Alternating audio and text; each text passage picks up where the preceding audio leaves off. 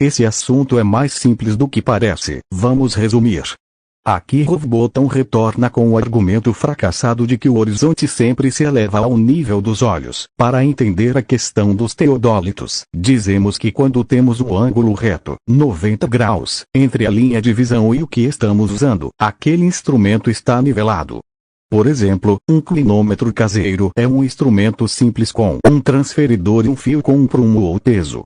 Quando temos um ângulo reto, 90 graus, entre a linha de visão e a linha com fio de prumo, o clinômetro está nivelado.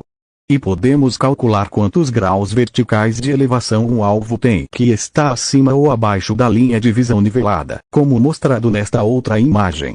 Um teodolito segue o mesmo princípio, exceto que a precisão da medição da inclinação é muito maior do que no caso de um clinômetro.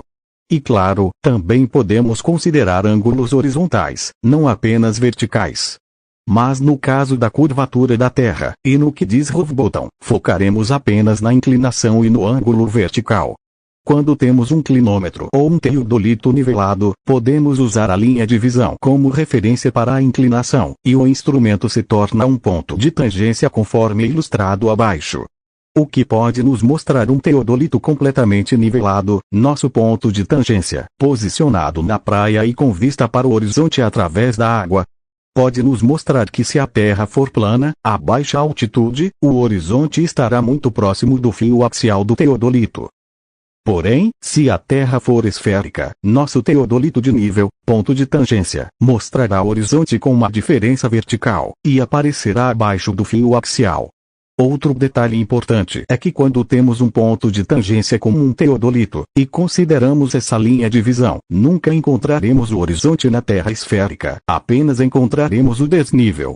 Se quisermos encontrar o horizonte, teremos que abaixar a visão do nosso teodolito alguns graus até coincidir com o horizonte, mas o teodolito não estará mais nivelado, nem terá ângulo reto. Agora o horizonte está ao ponto de tangência, daí o nome do título deste capítulo. Bem, como mostrado neste vídeo, as vistas do horizonte abaixo da rosca axial de um teodolito completamente nivelado são constantes.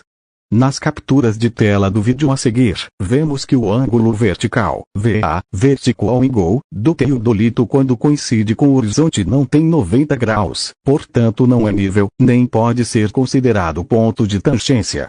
Então, quando o teodolito estiver nivelado, VA igual a 90 graus, então se for um ponto de tangência, e o horizonte aparecer abaixo do fio axial, algo que só pode acontecer se a Terra for esférica.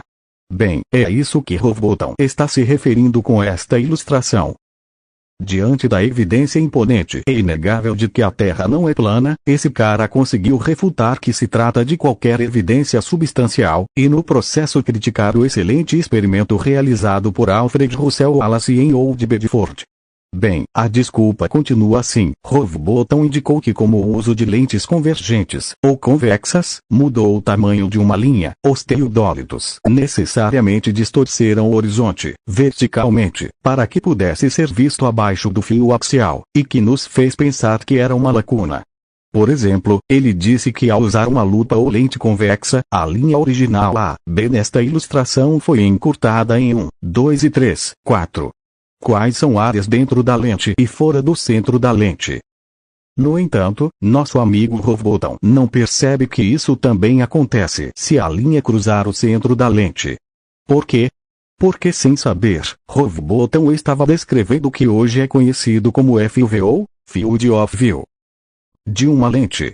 Quanto maior a convexidade da lente, maior será o campo de visão que teremos, mas também maior será a distorção. Portanto, uma linha maior que o diâmetro de uma lente convergente pode caber no campo da lente FUV. Dito pelo próprio Houghton, o horizonte sempre se eleva ao nível dos olhos. Isso significa que quando o teodolito está nivelado e é um ponto de tangência, a linha do horizonte deve sempre coincidir com o fio axial ou com a linha central da lente do teodolito.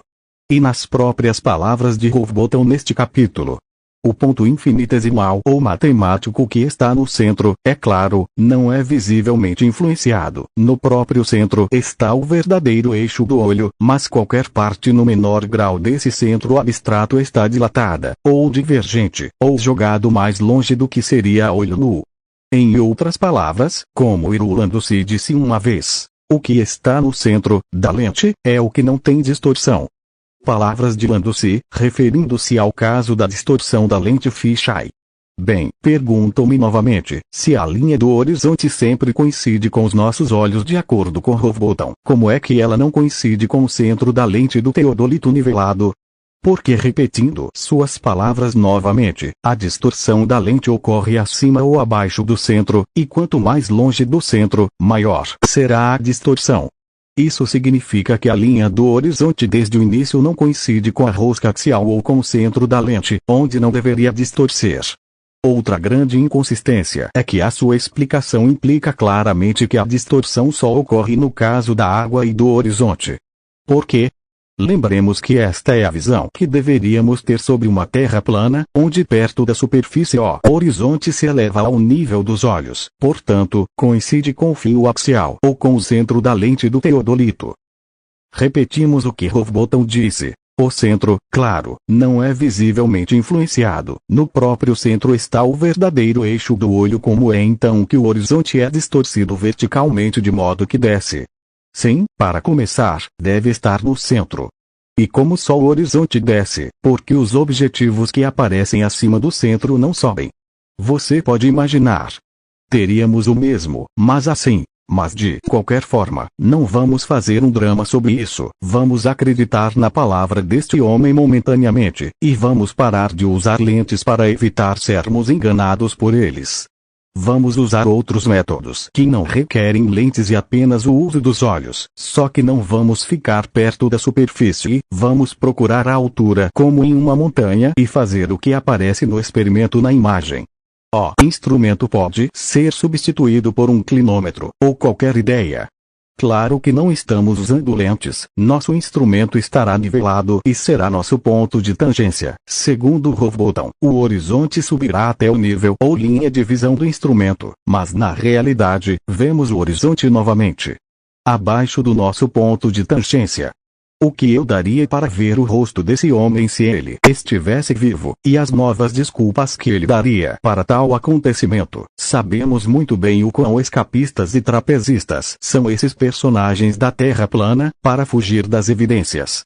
Mas bem, meus queridos espectadores, boa saúde a todos.